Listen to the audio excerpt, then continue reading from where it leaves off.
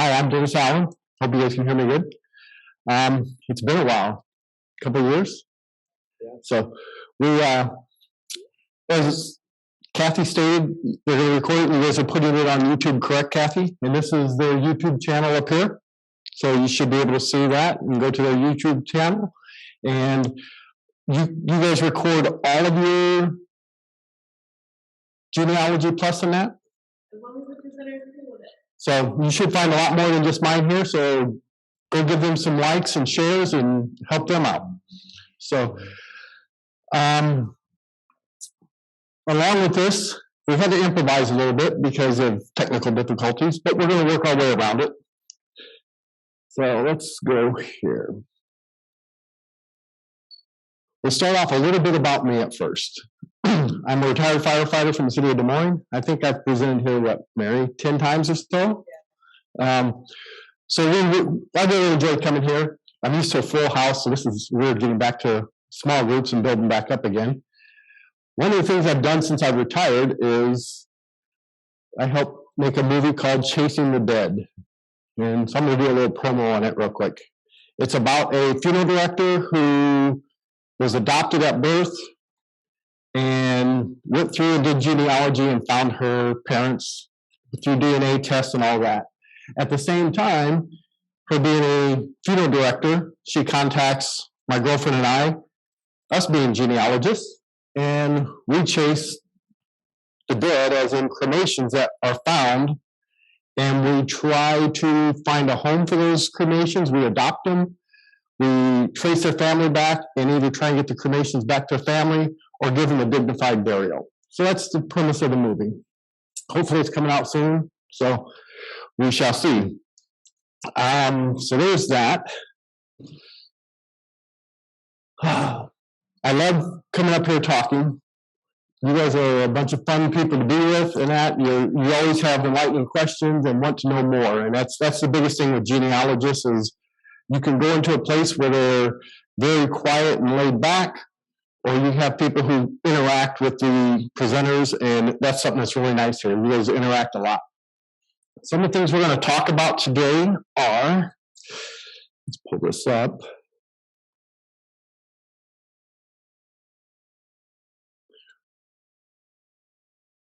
Do it this way.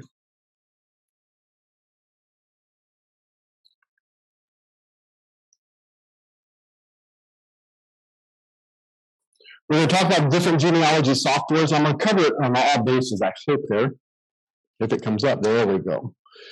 We're going to talk about the different softwares with Windows, Mac, and internet users. So hopefully we get all three of these going. Like I said, we had a little difficulty, so we're going to have to improvise some other ways to show some of these. So we'll figure it out and work through it. Some of the popular programs that we have are Legacy Family Tree, number 9 they're on, and it's a Windows-based program, and $35. Family Tree Maker 2019, it's Windows and Mac-based, and it's $79. Roots Magic is Windows and Mac-based now, and it is $40. Tribal Pages is an internet-based one. It's one I really like for internet, and it's $36 a year. And then the next generation of genealogy website building, TNG, is $35, and it's internet-based. The problem with that one is you have to host it. So you have to buy your hosting site. If you are tech savvy and you can set it up on your own, you can do your own virtual server at home, and you can host it that way. And then there's Reunion, it's $99 for Mac. So we're trying to get a whole virtue here. We'll talk through each one of them, some of the goods and bads and things like that.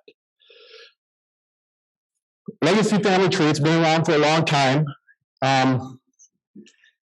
It's one of the better ones for report writing. They seem like they really went out of their way to create good reports for you. I am a Roots Magic user, but whenever it comes to writing a report that I want, I always go back to Legacy and write my reports on Legacy.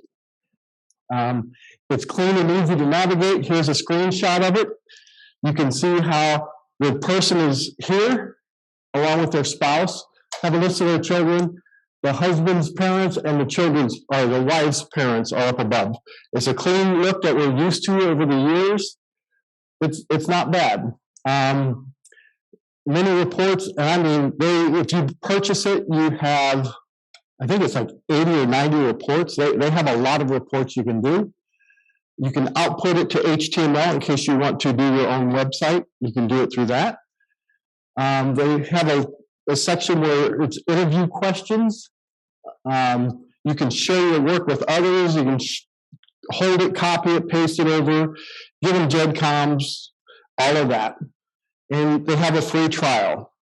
Anytime you're looking for a genealogy software, if it's your system or even a new one that you want to try, always look to see if there's a free trial, because that's what's going to tell you if you like the start of the flow. If you can't get used to the start of the flow, then you're not going to like it at all. So that would be my first tip on that. The biggest thing, like we said here, with the output to HTML and share working, make sure that you can output to a GEDCOM. There are a couple out there that you cannot do that with, but you want to be able to do that. Family Tree Maker, this is an old favorite of most genealogists. It started probably back in the 90s, early 90s, and it was always good until about 2000, I want to say 2011 or so. Then they made a drastic change, and a lot of people did not like it. So they started pulling away from it. At that time, Ancestry decided they were going to sell it, so they sold it to McKeeve, and McKeeve now has it. He's trying to get people back interested in it, but it's a little busy, but people are starting to get used to it. The thing is the younger people like that busy look, where us older people, we don't like the busy look. You can have multiple views simultaneously. You can note here, you can see how it's got a ancestral chart. And then over there, it's got the individual information, and it has your family information over here. So there's a lot of work going on that one screenshot right there. So if you don't mind busy work, great. But if you want it to be simple, look at something else. This is why it's important to try out or even look at it. It was built in and with Ancestry.com, so it ties together with Ancestry. Also on the previous one, Legacy, it will also tie in with Ancestry. A lot of them are really starting to work with Ancestry and Family Search. Those are the two big ones that they work with now. This one's always advancing. He tries to put out a new edition of it every couple of years, and he tries to give you what you want. He takes input and wants to do it. I know Roots Magic does that as well. Legacy, I don't know how much input they take from their clientele, but they do advance. But they do have a great product. Roots Magic, this has always been one of my favorites.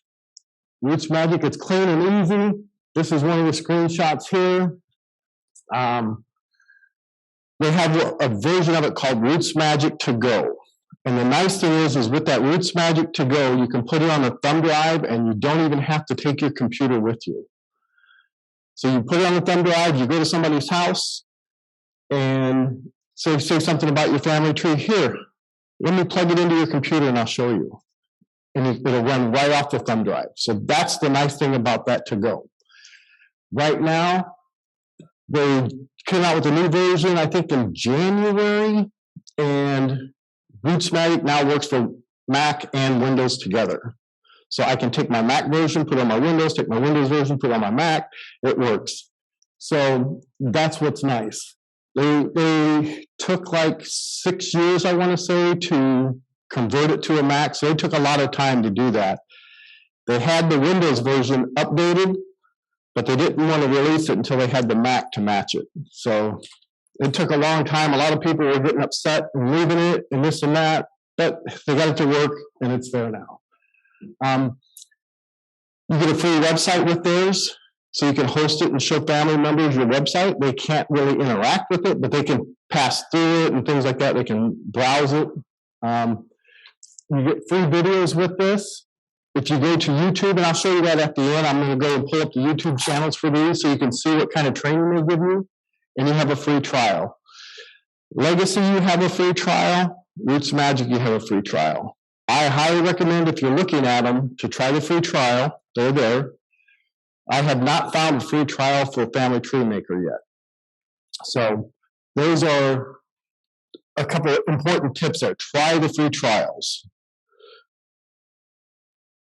Tribal Pages. It's a online-based one. It's 36. There's a free version. There's a $24 version, and there's a $36 version. And the difference is how much you're allowed to do on each of them. On the free version, you get to put in 4 inputs, like the birth, death, burial, and something else. Then you can go up and you get a lot more information you can put in, military service, anything like that. One of the examples I use is if I have Babe Ruth as a grandfather, I could go in and say, Babe Ruth hit home run number 1 here, hit home run number 2 here, hit home run number 3 here. So I can create my own facts for that. So you can do things like that when you have the purchased product. You can, the difference between the free and the purchase also is the amount of storage for photos. I think you get like 200 photos for the free, but then for the purchase first group, I think it's premium, you get like 1,000 photos, and then for the supreme purchase of 36, you get like 8,000 photos, 8,000 words. I mean, you get a lot. It's more than you need, but you can create anything you want. This is a great way to do collaboration with family members, especially if you have cousins who you're working on genealogy with that are far apart, and they can come here and they can do what they want. You can also give them different accesses. Can they edit?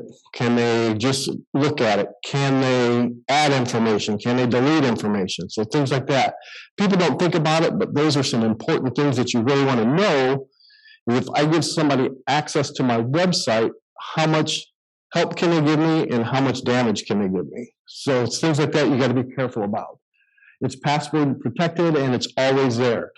That is the biggest thing I like about this one. You do not have to purchase it every year.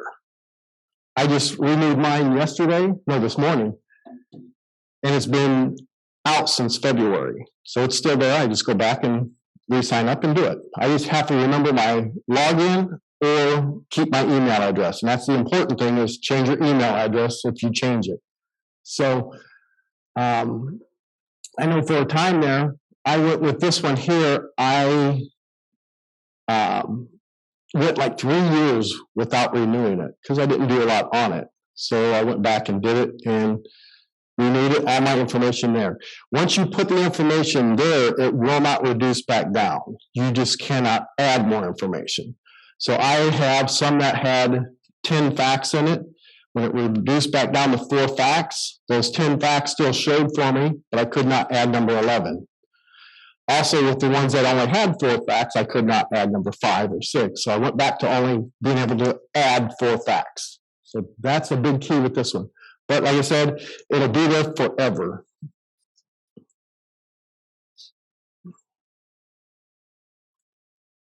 Reunion software. I think that one's out of spot. No, this is TNG. Hang on. I bet I didn't do that. Oh. This should be TNG. Okay, so TNG, and that's a short for the next generation of genealogy website building, or genealogy site building. This is a really cool program. Like I said, it's cheap. It's only like $36. You only have to buy it once. And the problem with it is you have to host it every year. But from that hosting, depending on who you get it with, like I got mine with GoDaddy, and for like 3 years, I got it for $1 a month or something like that. So I got it cheap for the first 3 years, and after that, it kicks up. It's like $100 a year or something. But it all depends on what package you go with. You can share with others. You can have multiple levels of access, and you have internet access. Now, let's see here. Can we go to that real quick? We are going to go to that one. This is TNG. This is my hosting of TNG.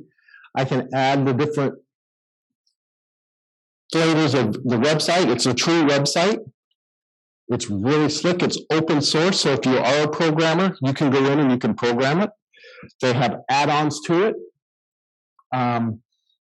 It's called mods. So there's one mod that says, I want to show the maiden name, or I want to show the married names to all the women. So when I pull up a woman's name, it'll show her as a maiden name, as we genealogists do. But at the same time, it will show her married name. So it helps in that sense. You can see it's in a nice simple blue fact right here. I can scroll down and show some more page of the page and write my story. So it's a true genealogy website. I can click on anything. These are all links, so I can click on it and I can go somewhere. And it tells about Henry Fritz and his family and things like that. So there's a lot. I can do a home search. Say Dennis Allen. There's me. There's my information, my family. So I have all these looks. I can change the looks in the sense of that was my individual. Here's my ancestors, my descendants. Even within this here with the ancestors, you can see how it's this way. I can say I want the vertical view, or I want the compact view. So you can change all these different looks.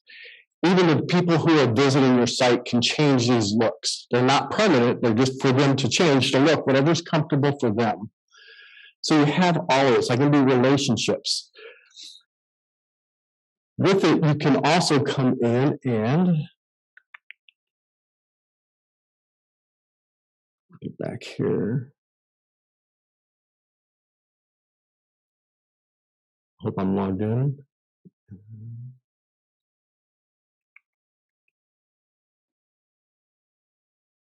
Let's find my admin.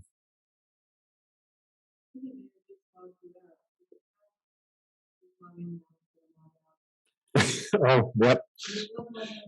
There you go.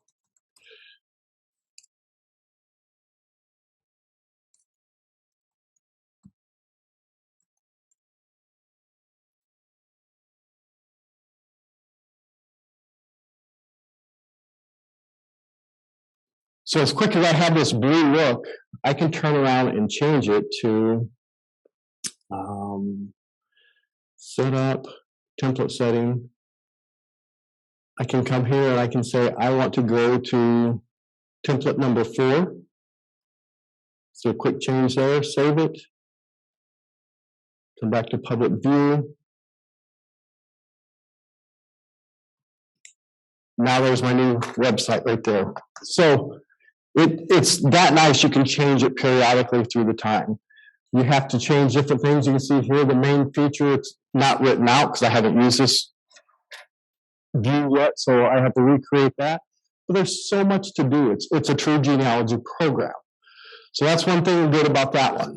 So let's get back to the presentation.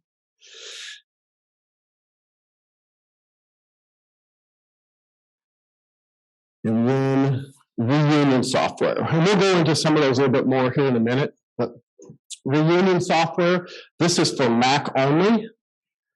And with that, it's nice reports, always finding something new on it. It can be tough to navigate for a Mac user. Are there any Mac users in the class here?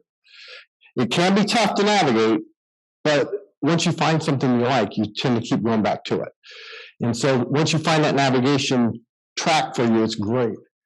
There's also a version of it on, once you buy this here, you can go onto your iPad or whatever and purchase, I think it's called Reunion Touch or something like that.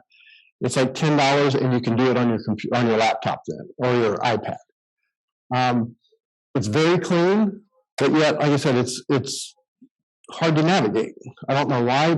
I think it's just because there was so much. Do you remember the Master Genealogist program from years ago? It was so far advanced. That's kind of like these guys are. It does a nice report as well for the Mac. So yeah, it's like $100. Is it worth it? I think so. Whenever I started using it, I kind of pushed away from my Windows things, but it's good. Excuse me, ma'am? Yes, she asked if it was only on a Mac, and yes, it's only on the Mac. They have no intentions of ever going to Windows, they said. So, but yes, it is worth it for a Mac. And that is that. So let's get out of this real quick. Let's save. Okay. This is my site for the tribal page one. The one that is free, $24 or $36 a year. And I can go home and I get a story on the front page, getting around, and it shows me a list down here of the top names, Andrews, Appleby, Allen, and it tells me how many numbers. I can write whatever I want.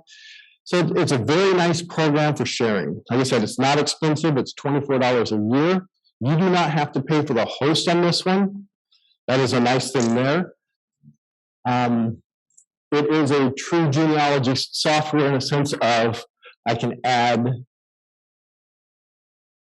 view a tree. There's my tree that I've built. Slide it around and look. I want to go smaller, I can, so I can find things. I can look at people by their last names. I want to see my Allens. Here's a list of my Allens. You can color code it so they're in groups for your direct lines and things like that.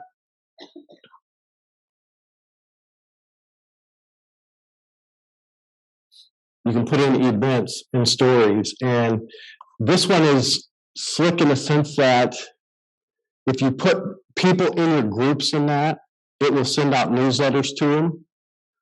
So you can do newsletters like that. So if you've done updates, it'll say, oh, these updates were made in the last month and things like that. So it's really nice there. Your media, it will do media storage for you. So photos there, grandfather's photos. So I can break them up to different categories.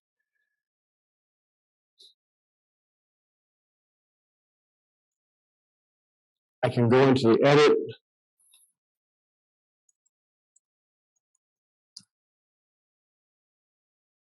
And my family tree list of names, I can add somebody.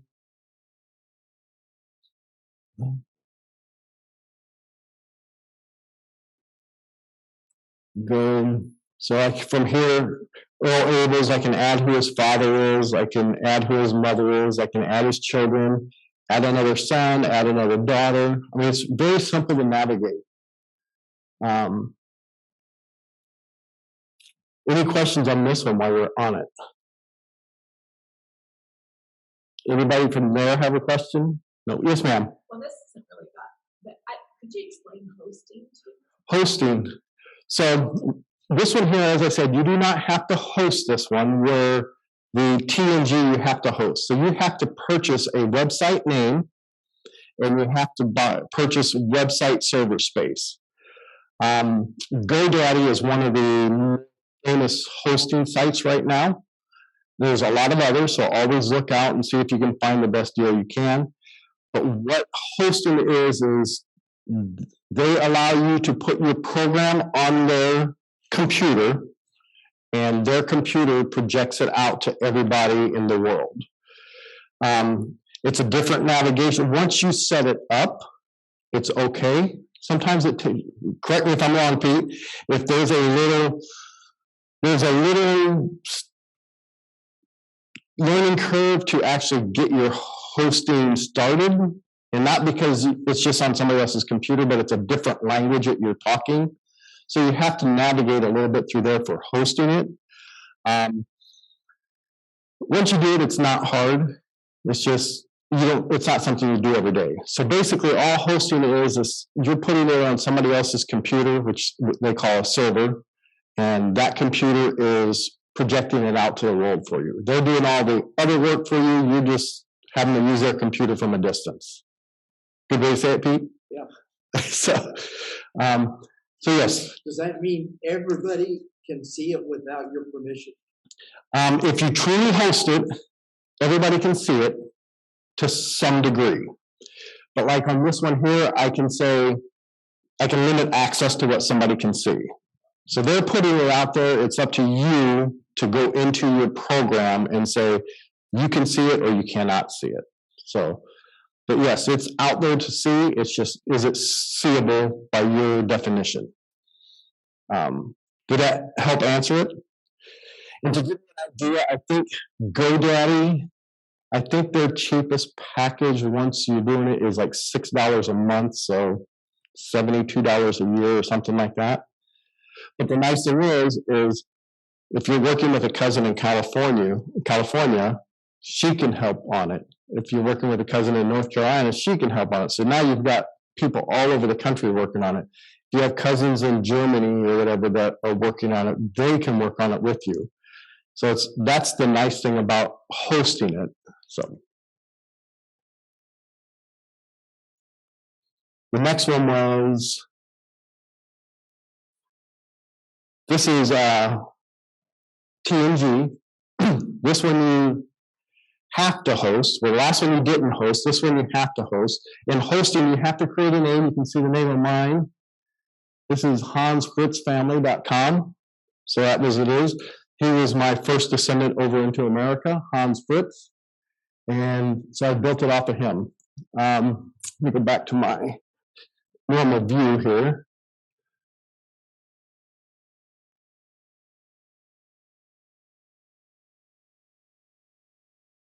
And you can see here, it'll give you a quick show preview of what your website would look like. So I could take any of these looks that I wanted and say, oh, I want to be that one there. So there's 20 right now. I think there's 21. I haven't downloaded the 21st one. But when I go back to this one, I get back to my normal thing. All my previous settings are back into that one because I've already used it. So hosting this one, it cost me, because of the amount that I have, I think my family or my website name is $12, and I think I pay like $120 a year for this now, which to me, it's important for me because I'm trying to build this specific one, and I've got people who kind of help me periodically. I wish more things would go to this standard in a sense of, we are using EasyNet sites for the Genealogy Society. EasyNet sites is a great site. It does a lot of good things for people. It makes it easy to use, but it costs $200 a year roughly. You're paying about $170 a year. So they're paying for that, but he's hosting it for them, so they don't have to pay the host. We still purchase the domain name though, don't we? that's about So we have to purchase the domain name, the HansFritzFamily.com. And what's yours? It's supposed to StoryGenes.com. That's the society's website. So they have to purchase that. But you have to purchase it over and over and over again. So you can see 170 there for somebody hosting the site for them. And where on mine, I'm still paying 120. So is there that much of a difference? No. I have to manage all mine and things like that. But it's reasonable for a website price. It really is. It's just, is it worth it to you to spend $120 a year on your genealogy software? And that's how I look at it. So it's very versatile, very versatile. Let's go back up here real quick. You can see in my admin, I can people, families, sources, repositories, media, users. I can give 2 user names. Admin, I can add it in if I wanted to edit it. So you can do whatever you want on that one. At one time, I think I had 6 people working on me with this, and then after they got done, they said, you can pull me off now, because they didn't want to be responsible if something got lost. So that was nice of them to do that. So yes, there's so much you can do here. TNG Wiki here, I'm going to pull that up real quick. And I think this has got the mods. So here's a list of mods that they've done.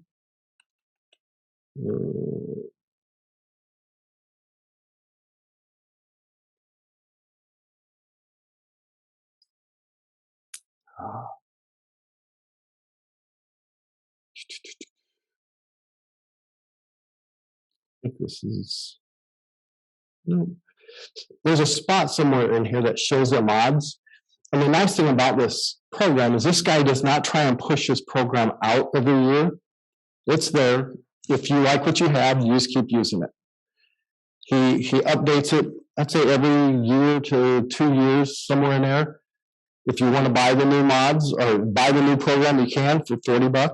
If not, you just keep what you're doing. It keeps running for you. It's your program. You have access to all the software and everything, so you can do anything you want with it.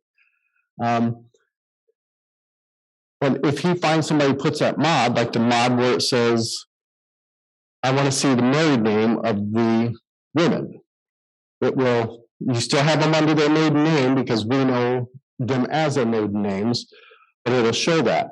Somebody created a mod for that and put that in there, and then the next time he did an update, he put that into his program. So that's the only thing he asked, is that if you create a mod for the program, he has the ability to pull it and add it into the main program. And that makes it easier for everybody along the line in the future because it's already built in. They don't have to add the mod into it. So it is a great program, and it's reasonable if you're willing to pay it. Roots Magic. I'm not using my computer, and we don't have Roots Magic on here, so I can't demonstrate it a little bit, but I'd be glad to. If you go to rootsmagic.com, and you can say try for free. You just have to say who you are, this and that. And I can say download. I hope it don't download yet. Should give me a choice. There we go. Okay. So I can say the Windows or the Mac user edition. So you download that. Whenever you log in, it's going to say, do you have the paid version or do you have the free version? Just do the free version at first. And then if you decide you like it and you've put 200-300 names in it, then you can come back and say, okay, I want to purchase it. And you purchase it and your names are there and you just keep filling it in. Some of the things that you don't have with that is you're only limited on what facts you can do. I don't know if you can create facts, but that's the one where I use the example of Babe Ruth, every home run for Babe, home run dates or whatever, and you can put every home run for Babe Ruth. You've got a kid who is a musician. Oh, had this concert on this date, this concert on this date. And is it too late for our kids? Yes, but not for our grandkids. So you can track more of the things with this one by adding your own personal facts to the realm of it. So it's a lot of neat stuff like that. Like I said, I always highly recommend that you do the free version of them first, and then see if you like it. If you don't like it, just delete it off. The Mac, when I went to that, it made a whole different look on it, but it's still a very nice version. You get great support from them. One of the things they have, if you go to YouTube, everybody familiar with YouTube? Go to YouTube, look up Roots Magic, look at their group, and you can see all their videos that they put together. They have tons of videos. So there's their home, here's their video section. Organizing the research for Roots Magic 8. Roots Magic 8. I mean, it goes in, what's new with Roots Magic 8? Tech review of Roots Magic 8. They used to, I'm sure they still do, you can see down here, Roots Magic 5. So they never get rid of the old version videos. They're there, and they're good learning steps to build off of and continue up. So they keep all their old ones and they work into new ones. It's a little different with the Mac now, like I said. So I don't know if they'll eventually get rid of it, but it's there. They have a couple additional things like Personal Historian. I haven't really used it very much, but a lot of people like it. So there's that one. TNG Legacy. This is the one that has a great report writer for you. You can go in and do your reports and all that and do it. They have a free version, download it, but it is not for Mac. It is only for the Windows machine. They said they're going to try and do it for the Mac machine one day, but they still haven't gotten there, and they've been working on it as long as Roots Magic was. So will they get there? I'm sure they will, but they're very particular on their reports, so it'll take a while for them to get those in there. So yeah, don't be afraid to try that. They also have on Roots Magic on YouTube. You can come to their Legacy Family Tree software, and you can watch their videos. That is one thing I always look at is if you have a problem with it, go look at the YouTube videos for them. I know on Roots Magic that some of their videos can be an hour to hour and a half long, but then they have one, I think it's under their YouTube TV, Roots Magic TV or whatever, their YouTube videos that are usually 5 to 10 minutes, and it gives you quick ways to do things. So I'm sure they'll get back to that. Let's see. Reunion. You can download Reunion. Reunion's the hardest one to find. They do not have, I think they do have a version for, I think in Reunion they finally went to they have a free version, I believe. I won't say that 100% sure, but I think they have a free version. And it's, like I said, it's a very nice program. It's cumbersome at first for beginners. And that may have just been because I'm not used to the way things run on a Mac so much. But as I got used to it, I really like it. They have nice looks. They have charts and graphs. You can see those down here. They have a lot more of those than the other places do. They are $99, but is any Mac program cheap? No. So, but it's worth it. They usually do a good job on the Mac because they have standards that they want you to follow. So yes, do not be afraid to try that.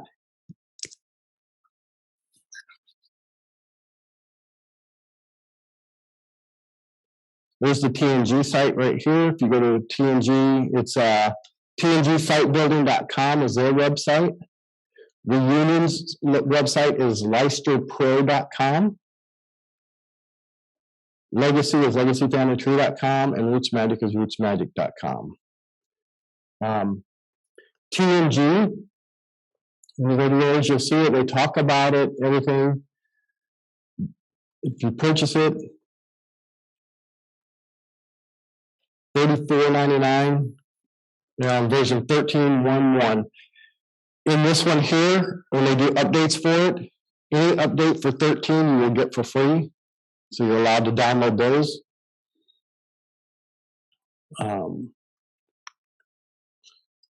McKeeve Software is the one who does Family Tree Maker, and they are at Family Tree Maker 2019. McKeeve also has a Mac Family Tree Maker. I have yet to try it, but they have a version.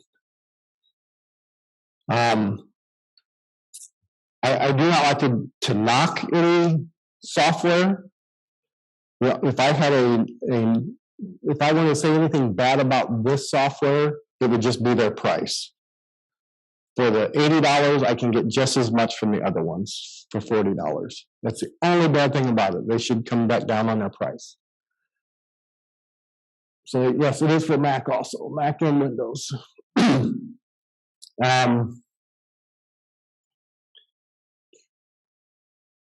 It is very clean. It works well with Ancestry and Family Search. So does Roots Magic. I have not tried working with Ancestry with Legacy. Does anybody here use Legacy? Okay. So yes, I have not tried those working with Roots Magic and that, or working with Ancestry. So, any questions on anything right now?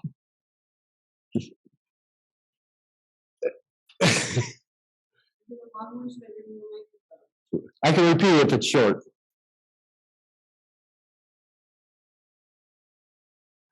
Is it a short question? Yes, I have a Windows-based family tree maker. Okay. I now have a new Mac. Okay. Can I go from the Windows-based to the Mac on Family Tree Maker and have it all be there? Okay, she's asking, she has a Windows-based Family Tree Maker, and she just purchased a Mac, and she's going to move it over to a Mac. She wants to know if she transfers it, will it all be there? I cannot say for sure because I don't know what their file format is for their tree file. But if it's the same, yes, you should be able to do that. And I would say most likely they did create it that way, so you could pull your family tree off of this one and move it over to this one. If it does not, what you can do is export it as a GEDCOM and then go over and import it as a GEDCOM. But I would always try and do a direct move over first if it will accept it. Yes, ma'am. Can you talk about using the genealogy software on a tablet or a phone or a mobile device? I'll try.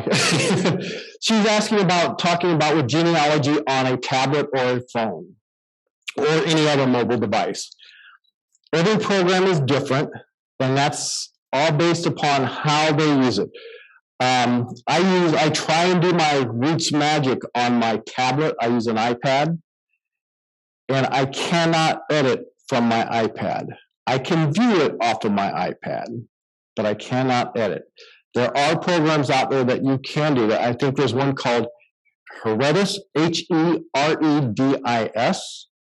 and it will run on Mac, Windows, and an iPad.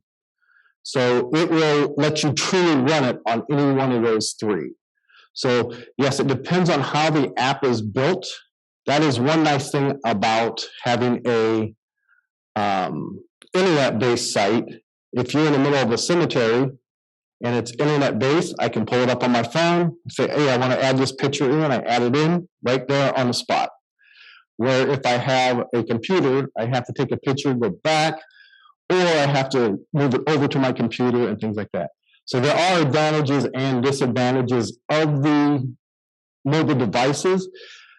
It always seems that you get a completely different look on a mobile device than you do with your computer.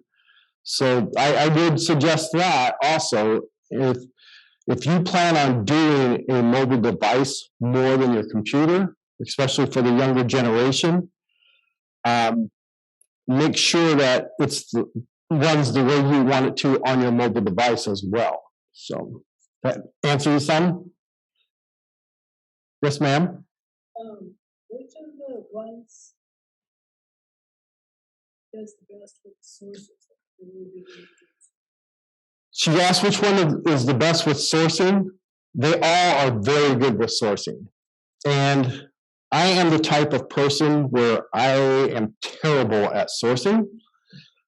I like to put a source, but I do not follow the standard.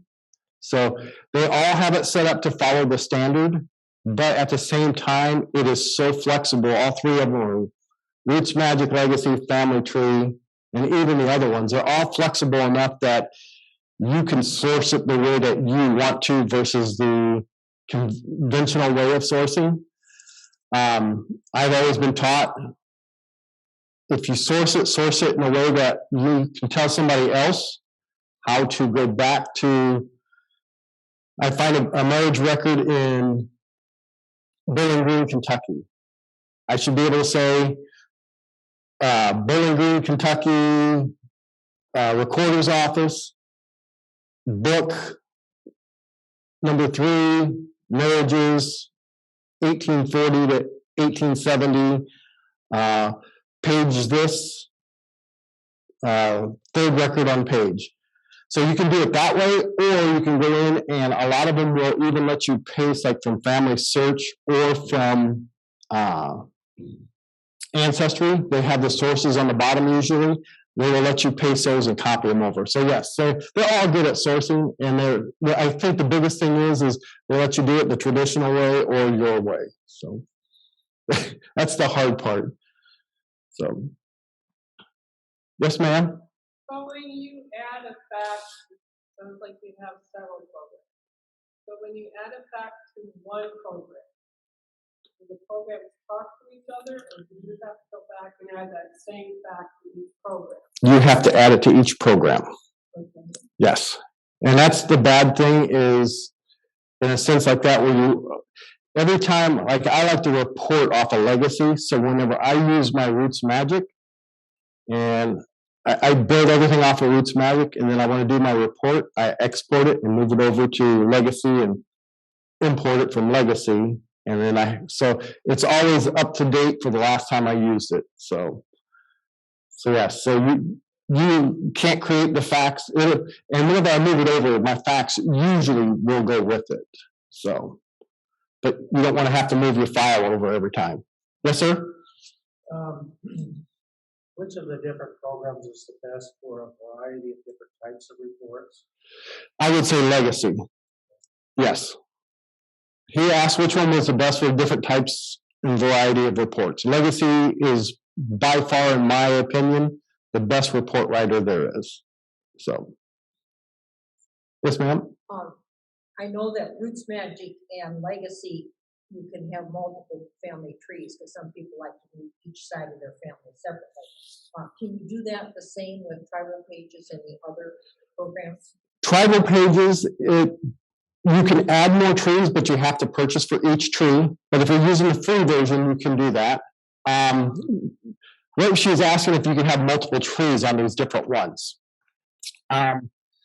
TNG, I can have different trees and different families, all that I want. I can just pull up whatever I want. So yes, I have my own there. Something she also brought up, an advantage, I believe, for like Roots Magic and Legacy is I can pull up multiple trees at the same time. So if I'm working on something that's common, I can put the same person in at the same time. And you can also drag and drop a person from one tree to another tree. So, do you have any questions? Not yet? How many viewers do you have? 10? So, yes, ma'am. I've seen some TNGs, it's been a long time since the TNG, but they have a double website. You can go into your blog, and you can also do TNG, so you can kind of have one site.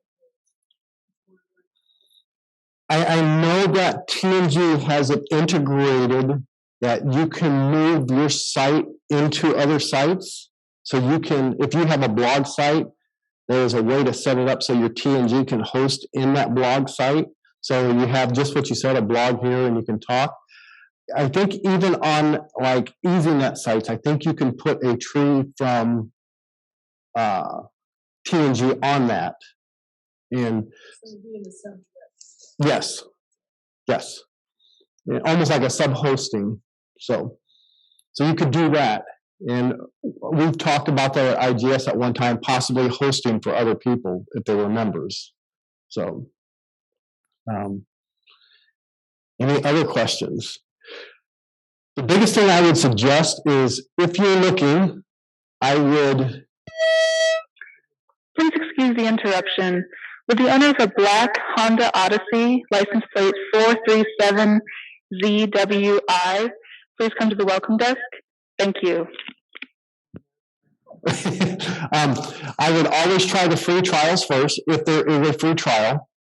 The next thing I would do is go to YouTube and ask for, let's say, T&G, or the next generation of genealogy website building. And I would put that in, and I'd say reviews. And even if you don't even put in a review, just click on it and see what people are saying about it, because you're going to get, everybody's got different opinions. It's tough. And you notice whenever I talked about the reports, I said legacy, in my opinion, has the best. Somebody else may say, well, in my opinion, it's this. Well, and everybody's got their opinion, and you have to build your own. So if you go and watch these reviews, or they have unboxings, or what's new with Roots Magic, what's new with this, go and look at these reviews, because sometimes they're very in-depth, and they will tell you a whole lot of information about the program you're wanting. I try not to recommend a program. It's funny to get on these websites. What's the best program for this? What's the best program for that? And it's like, it's the program that you like is the best one. And that's the hard part, is I can tell you which one I like. Somebody else is going to tell you which program they like, but it's all because this is their intentions with that program. So it's always best to form your own opinion on it, go review it. YouTube is a great place to do these reviews. Let's see here. Like here, if I said Roots Magic and 8 review, just real quick, and Roots Magic 8 review, first impression. Somebody's got their first impression. 5 reasons to love Roots Magic. What's in Roots Magic 8? So you're going to find all kinds of information there. And along the way, you're going to find one of those presenters who really, sometimes it's just their voice, it'll attract you in. You say, okay, I like the way they present, this and that. And you're going to follow more of their things that they will go in and give you more tips. There's one guy that I watch every now and then. I think he's called the Genealogy guy or something like that. And he gives me a lot. I can go in and look at the different perspectives. It's like we have the same perspective on things, and so I like his opinion a lot. And he'll give me ideas, and I'll go try it and do things like that. So yes, find a YouTube person that you like and follow them and let them help you along. It's nice because if something new happens, it's great. Follow the website's YouTube channel. In your case, Reunion. Find Reunion. I think they had one.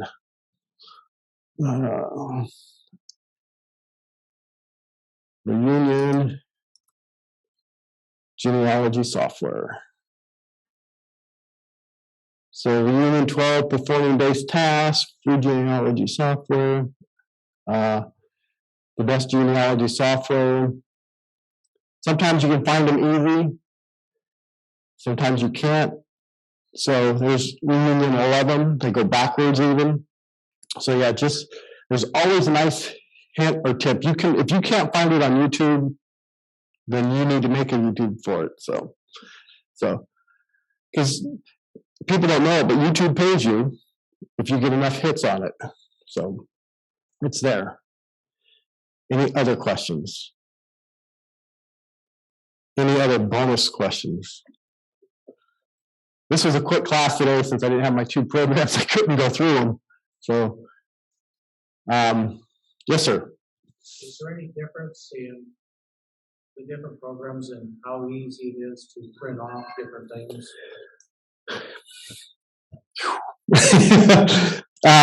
They're all pretty simple to print off.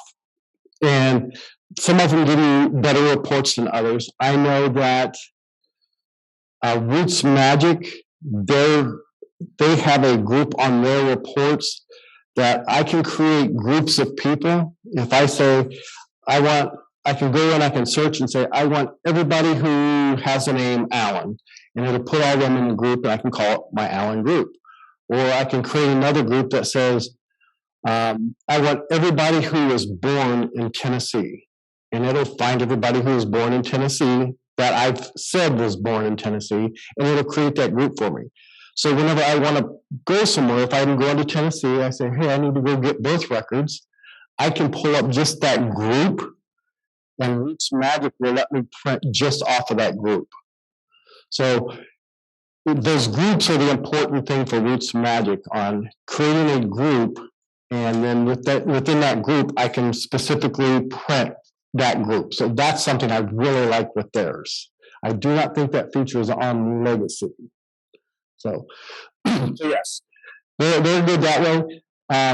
But if I'm trying to do a report, I wish that they had the reports that Legacy had, so I could do that within that group. But so yeah, that's the trade-off. The reports are really good here. Being able to print specific things from groups is great over here. If they can combine the two, you have a great software. So, yes, ma'am. Can you address the situation? Some people say, I keep my tree on Ancestry as opposed to a desktop program. Can you discuss the pros and cons of that? I like it on Ancestry, but if you get on a genealogy, everybody here belong to Facebook. So get into the genealogy groups on Facebook. They're really good.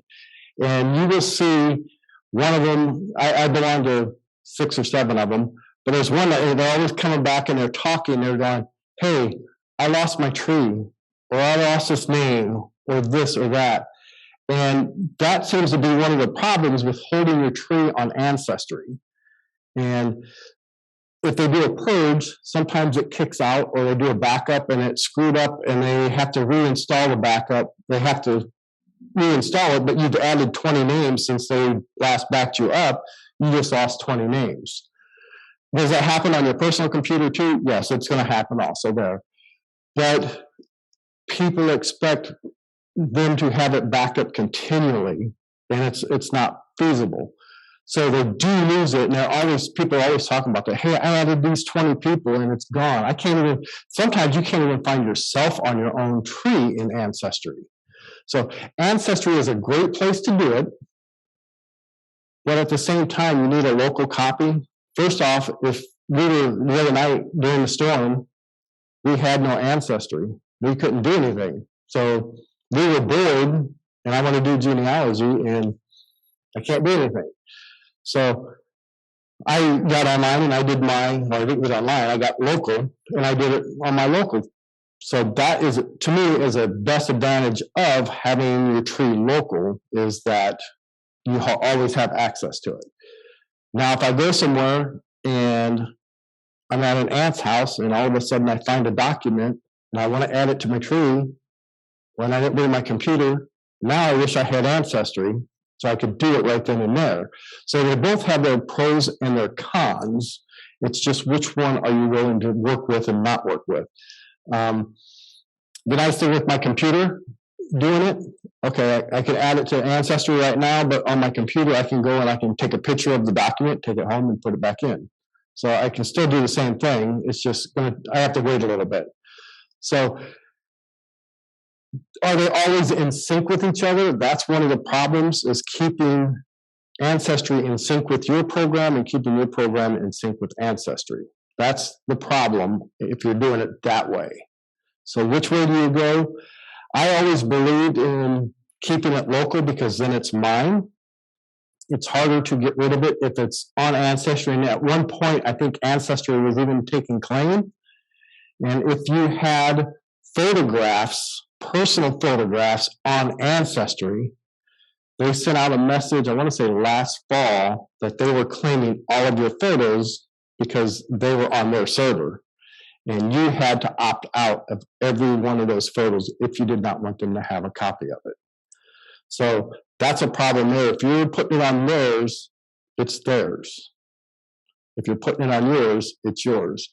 We had a picture that Chris posted out there that she is the only person, she has the original, and then somebody else downloaded it and later on put it on their tree.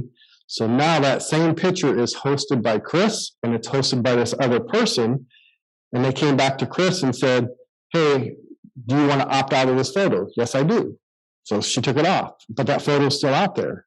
So then we tracked it down, and the reason it was still out there is because a lady downloaded it from Chris's and uploaded it herself, so it looks like it's her photo now.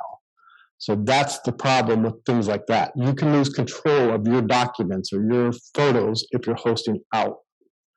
Now, if you're hosting it on your personal website, that's a different story than hosting it on Ancestry's website. So the person didn't ask Chris for permission to download the photo? correct. And then uploaded it as hers, so now Ancestry thinks it's hers. So, and Chris is like, I'll take a picture of you holding it if you want. So, but yeah, they won't get rid of the photo now. Is this the best practice to ask Yes. permission? Yep. And you know, I've gone on and I've snagged photos and that, but I don't turn around and claim it as mine. I will not put it back out on the website unless I ask. It's like, hey, I took your photo, can I put it out there? They say, yeah, then I've got documentation saying I had permission to do it. But yeah, it's things like that that you lose control of it once you get it away from you and bring it back to you. So, anything else? Well, I've already still got an hour. What would you like me to cover for you guys? How many of you guys have done DNA? Everybody do 23andMe. This will still be on family trees. You did 23andMe? 23andMe?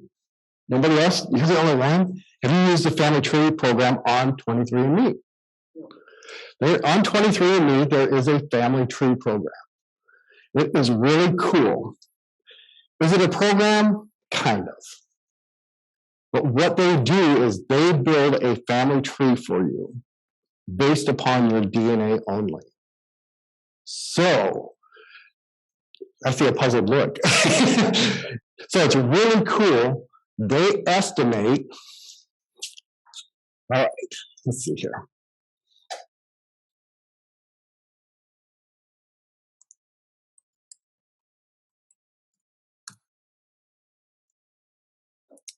This is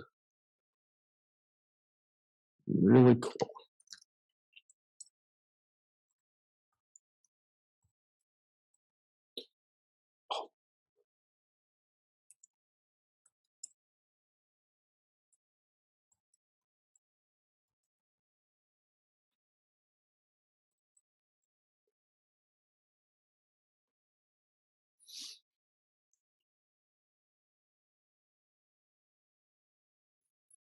"23andMe."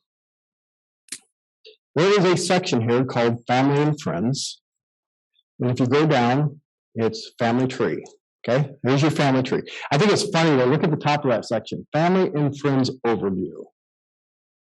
If they are matching me in DNA, they are not my friends, they are my family. So why would they put friends on there? So, okay, so I click on my family tree here, since we're talking family tree programs, and this is really cool. Based upon my DNA test, they built this tree with other people who took DNA tests. So based upon everybody that took a DNA test, let's pull you up here, it says that Yvette Allen is my sister. It says Belinda Morgan is my sister.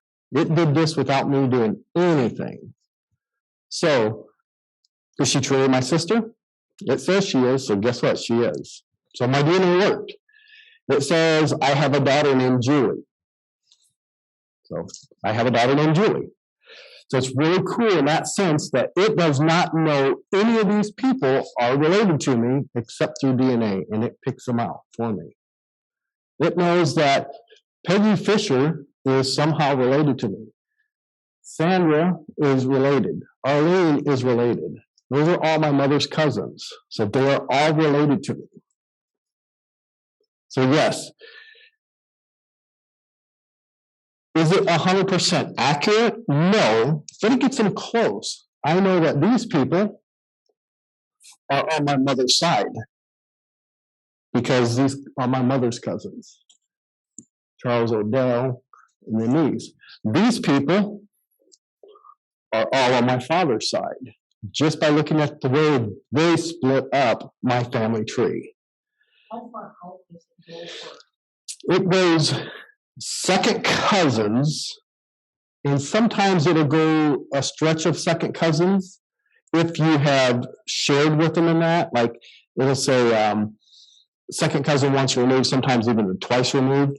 It will pinpoint those out for you if you have shared information with those people on 23andMe.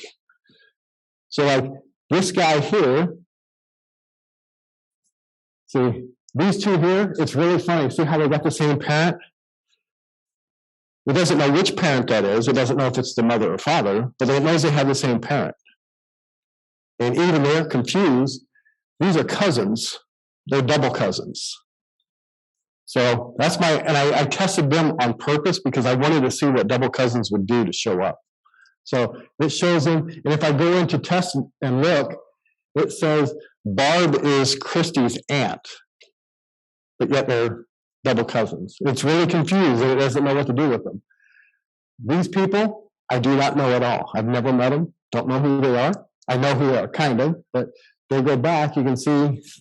So there's me, my father, there's my grandparents, there's my great-grandparents. So there's my second cousins, and it comes down to my second cousins on there. So and these are some that I've never met. So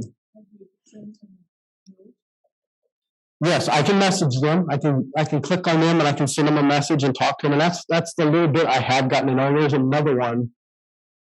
I think it's Andrew's daughter, or it might be Richard's daughter that's there but doesn't really show up because it's showing that she's more distance. We've lost more DNA than others.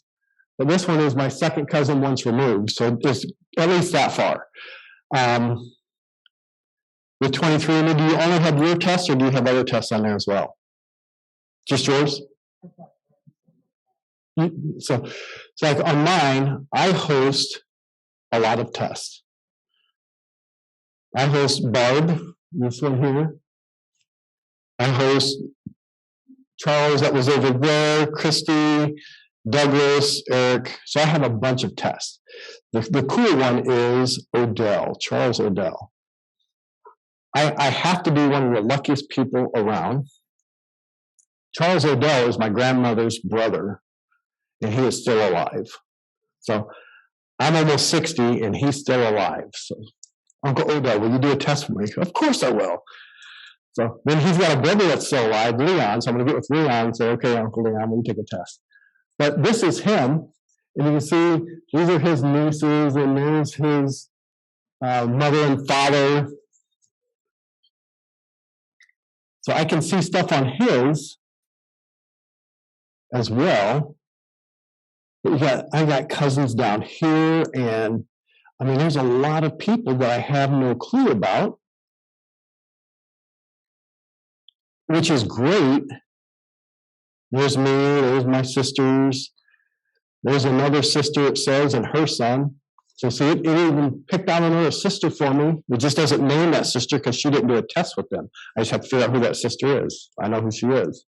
So this is one of the things that I used in my second cousin, Tara. This one right here. She came to me and she says, Denny, help me find who my father is. I said, okay. Her mother would not help us. We worked and worked and worked and worked. Could not figure it out. So I said, okay, I want you to take a 23andMe test for me. And I wanted her to specifically do this because I wanted 23andMe to build that tree and separate things out for her. And it did exactly that for us. It separated her mother's side and her father's side. So, yes, ma'am. How can it separate? If she's the only one on there, how can it go? We had, because I show up on hers, I show up and it says Dennis Allen is your cousin. So I know this is, yes, so I know the mother's side because I was able to do that. I was able to say this is your mother's side and this is your father's side. Even though it doesn't say who is who at the beginning, you can deduct it from the relationship. So with this family tree, I was able to deduct what her mother's side was and what her father's side was. So basically, when I would work on hers, I would take her screen, and I'm going to do it with Odell here. So like, if Odell was her, I would take it and I would slide it all the way over.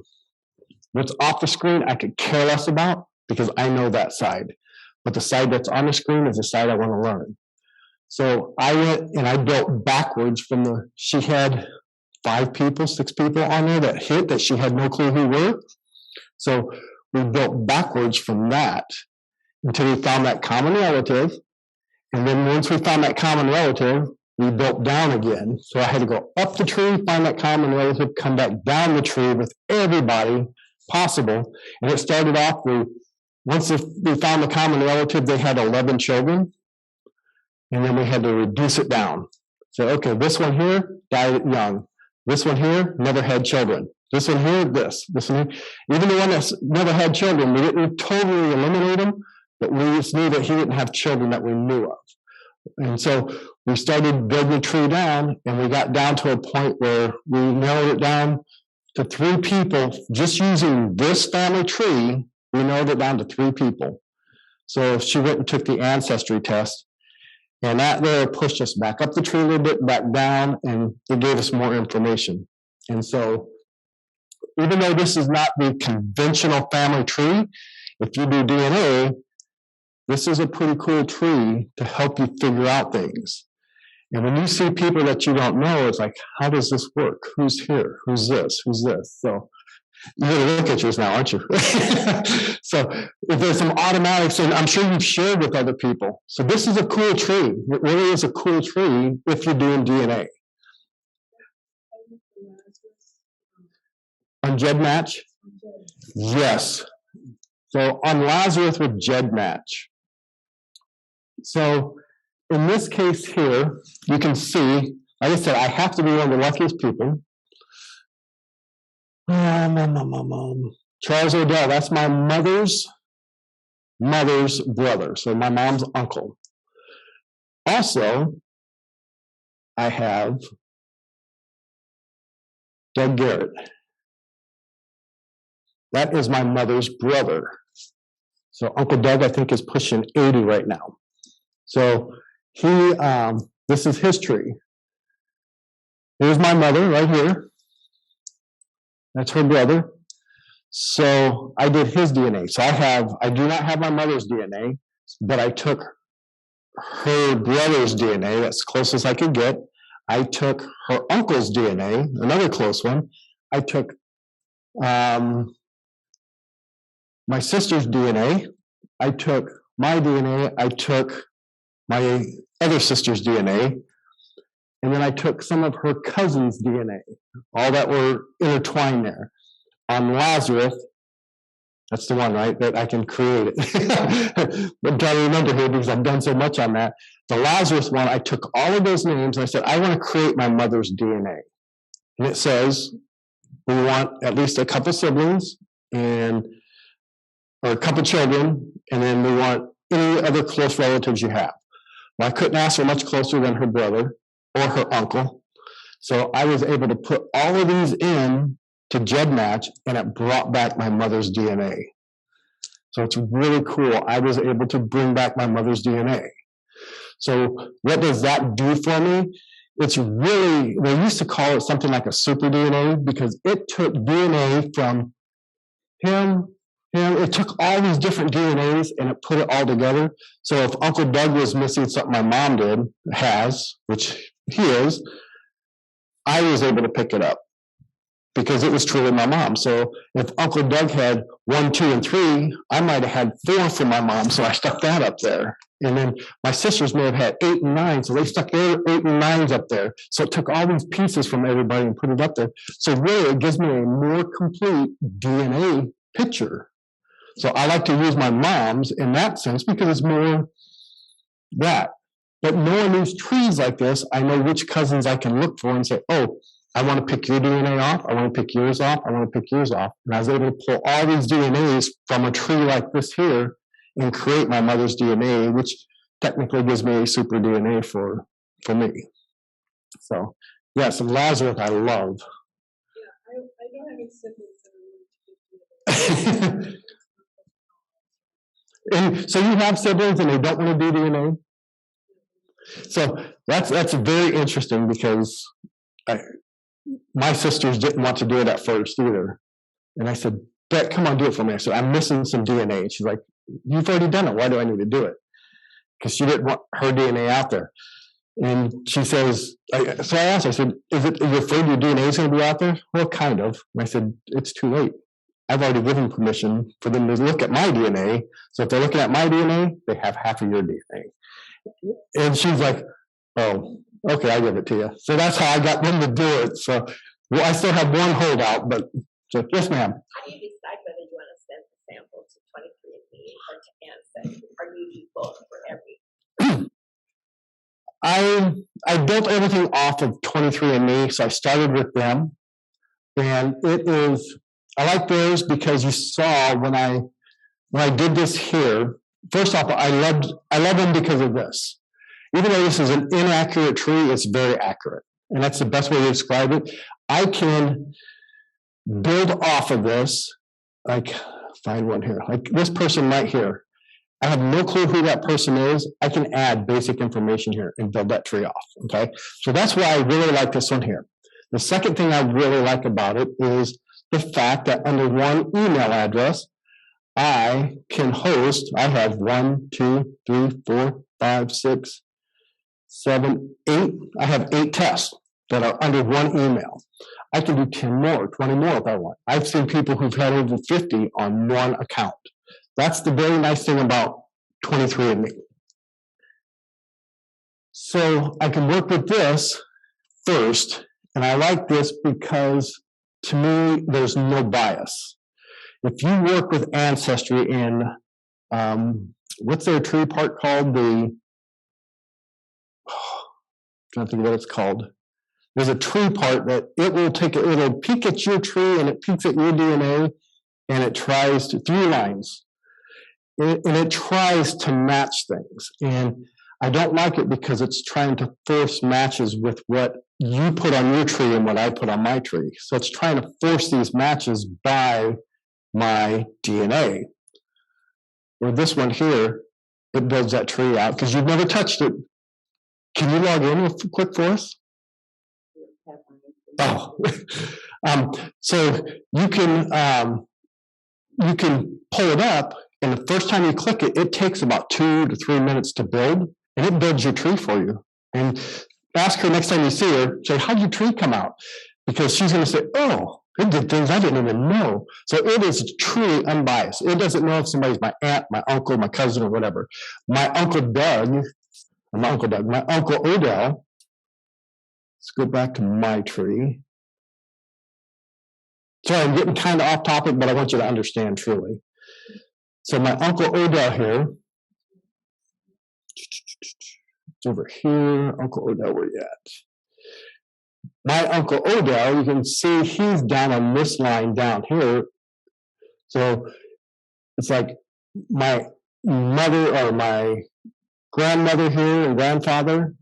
It's like his children, their children. He's like a grandchild to my grandparents also. That tree is that far off. But they didn't expect him to be that old. They don't know how old he is and that. So they're trying to guess saying, oh, based upon this, he should be here. But I can move him up to where he belongs in that tree. But it helps me decide what side they're on. Okay. So that's the thing I really like about this one. The fact that I can have multiple tests. I have this here that gives me a basic genealogy without any outside influence, mistakes, because the mistakes are truly a computer-generated mistake. So I can live with that mistake because they had him on the correct side. I can move him to where it belongs and adjust everything. So I like to go there first for that. And then I like to go to Ancestry for more information. But I don't like going to Ancestry first because I don't like being biased.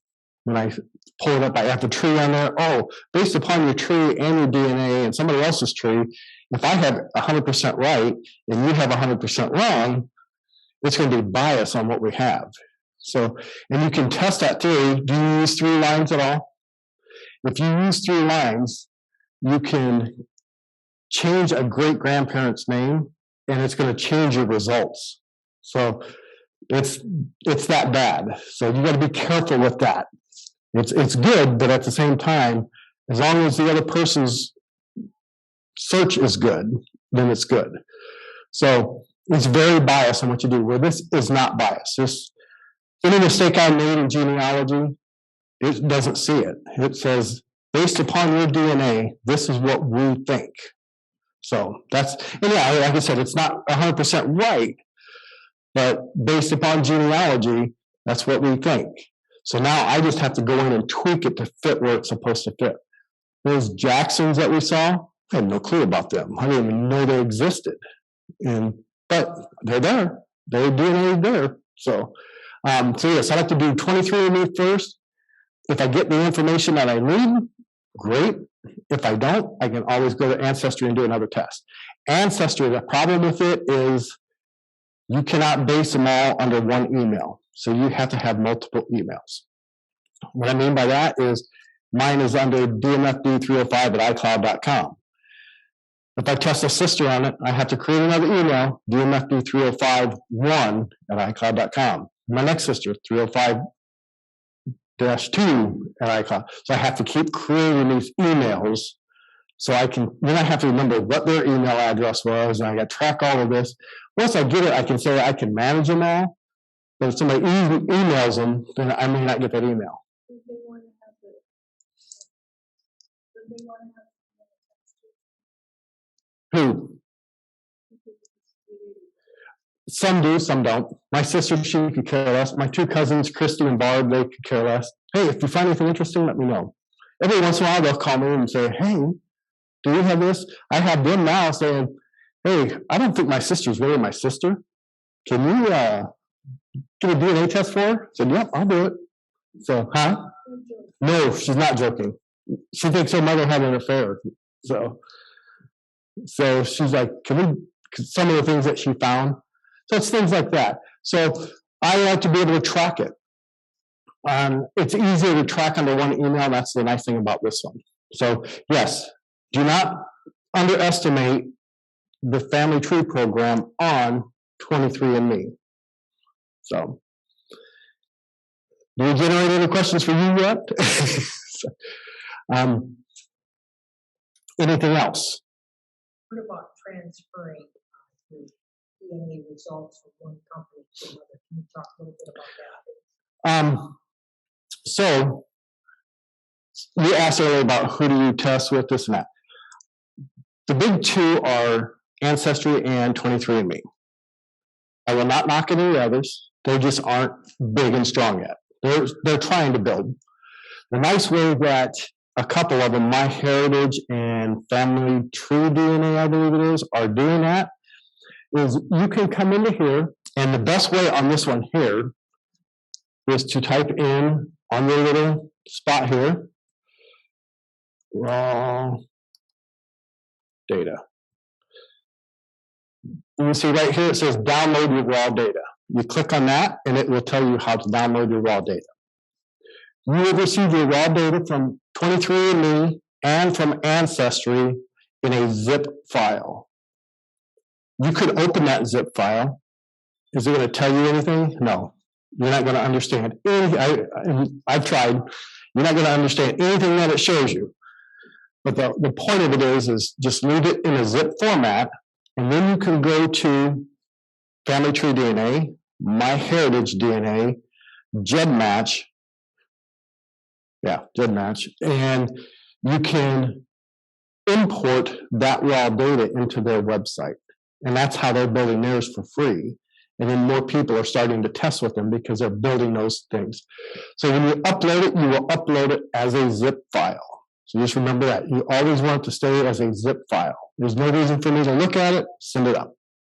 In that, like on both of those, I think they take about a week for that process to happen, for the upload to the new site. You can do everything and it'll be there. Then you can go browse in there and find other people who are in it. One thing that I like to do is the GEDmatch. Does anybody know about GEDmatch? Did you do GEDmatch?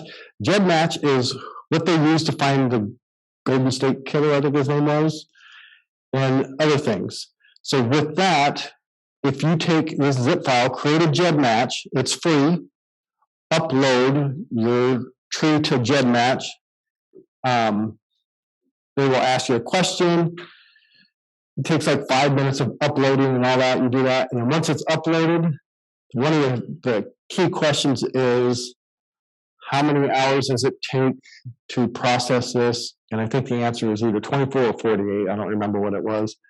But it only takes like 12 hours. That's an old question from the old days, and they get it done in 12 hours. So if you do it tonight before you go to bed, tomorrow morning when you wake up, it'll most likely be there. It's really cool.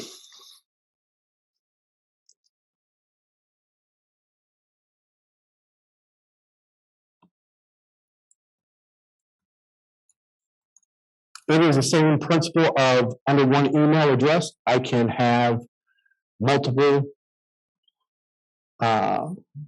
people.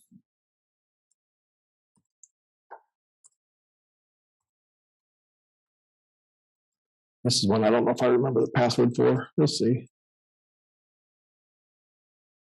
Yes, okay. So you can see there's everybody that I have under mine. I have Julie, my daughters, I have me, I have my son-in-law, I have my granduncle, I have my sister, I have my brother-in-law, I have my uncle. Then you see this funny one, not with the green check, but with the funny rainbow box around it. That's my mother's Lazarus. That's hers. Then I have my cousin Barb, my cousin Christy. I have a couple others of mine because I did an ancestry and I did a 23andMe, and I was curious the difference of it. And then the Dennis combine is I combined my ancestry and my 23andMe. So I did that as well. Julie, hers two of hers didn't go through. And then these were two friends that I also helped do genealogy with, so I did theirs. You can say I turn police on or turn police off. I try and appease whoever it is, but I explain to them at the same time that if they see mine, they see yours. It's they may not have your exact DNA, but they can say, "Oh, Dennis, oh, this person's his cousin," so they can get to you from me. So, yeah, I turn them off because we were doing it last class. Somebody asked me to turn them off, and I did. So, but yeah, it's just something as simple as coming in here, opt in or opt out. You see now it's turned on for my daughter. So if it's turned on for my daughter, they can track her. Oh, somebody with this much DNA that's related to you. Oh, that's your dad. So now they have my DNA. So it's that simple for them to do this. So once they see one person's DNA in the family, they see a lot of them. So yes, this is another one. One nice thing about this here is they give you a tree, but it's not a tree in the conventional sense. Dennis Allen, there's me. You remember how to do this. They've changed so much, and it's great. Yeah, that's what I want, right? Here's the one I want. Control V. All of these people,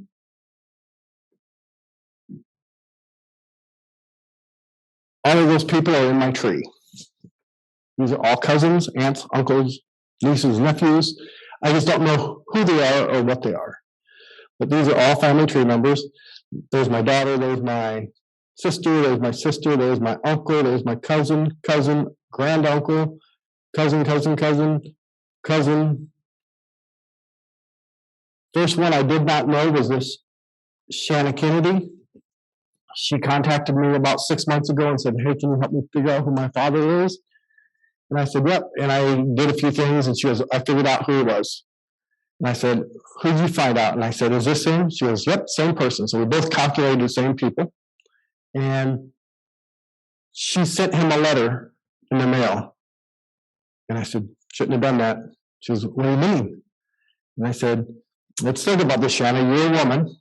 I said, "Your husband gets an email saying, or gets a letter in the mail saying, 'I'm your daughter.' What are you going to do?"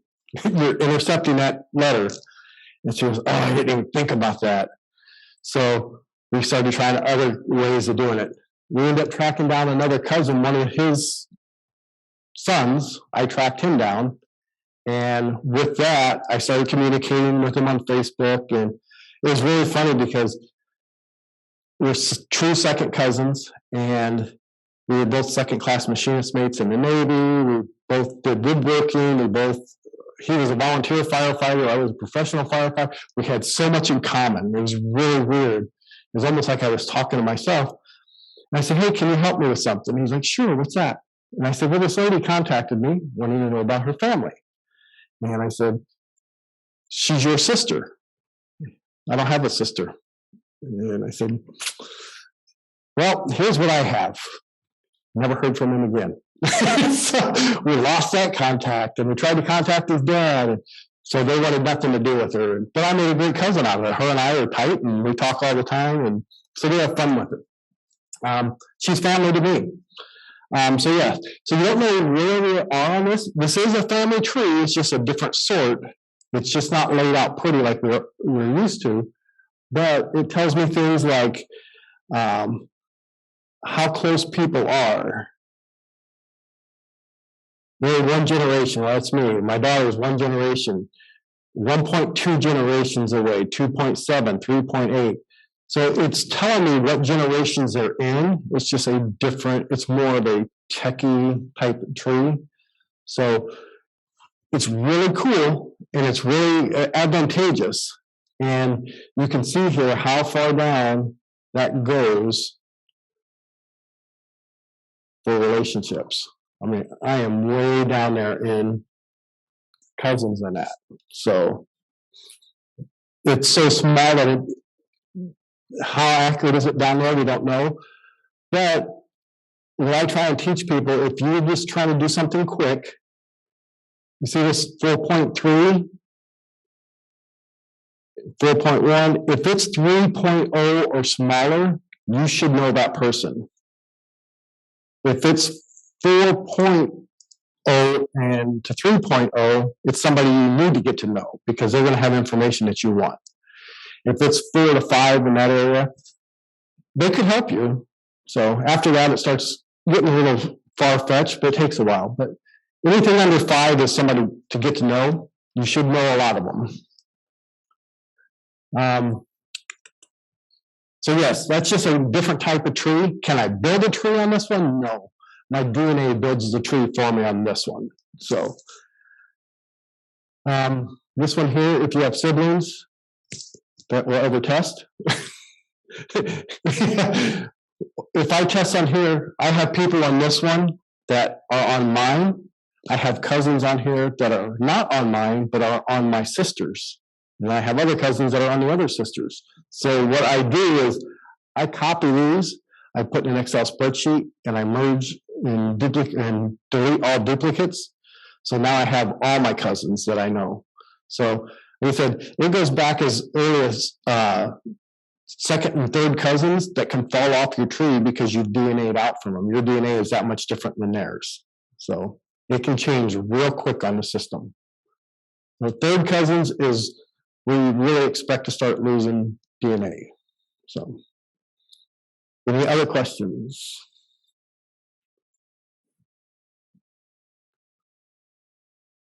You doing good? Anything else you guys would like me to cover?